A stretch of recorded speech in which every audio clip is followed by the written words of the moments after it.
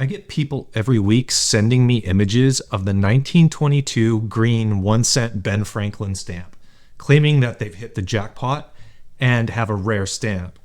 Unfortunately, some trollers have flooded the internet with videos and content stating that this stamp is one of the most rare and valuable stamps in existence. While there is a version of this design that's worth $65,000, the majority of these are already accounted for and have certificates of authenticity. The fact that Scott 594 is worth $65,000 means that it's scarce and it's not likely in your grandma's shoebox.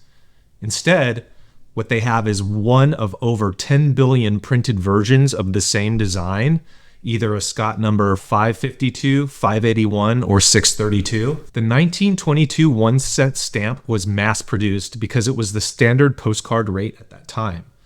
Remember that in 1922, postcards were like text messages. People not only sent them to show them in their travels, but also just to say hi or Happy New Year. Billions of these are in the hands of people all over the world. While they have no monetary value, they are part of history and are over 100 years old, which has a cool factor. But because of this, people think they're valuable and hold on to them or hoard them indefinitely. The way that you can tell the difference between the rare version and the common version is by measuring the design. I get lots of photos like this of people measuring the entire stamp, which is incorrect. The rare Scott 594 design measures 19 3/4 millimeters wide by 22 1/4 tall. The likelihood of having the rare version is more than 1 to 1 billion. What's that like? Pick a number between 1 and 1 billion.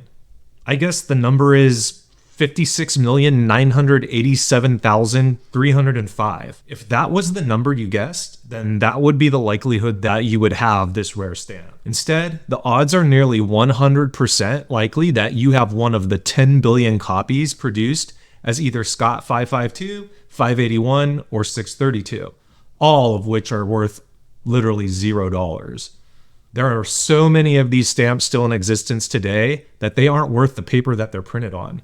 I really wish that these people did not include this design in the most valuable stamps list just as clickbait. It's literally flooding my inbox with a bunch of junk. Please like this video to help it show up so that people can be more educated about this stamp. There are other examples of common stamps being advertised as rare like this one that I'll show you in a future video. If you want to learn more about stamp collecting, look up stamp values, or get opinions from other collectors, head on over to the Stamp Collectors website at stampcollectors.us. Make sure to subscribe to see more stamp collecting videos just like this.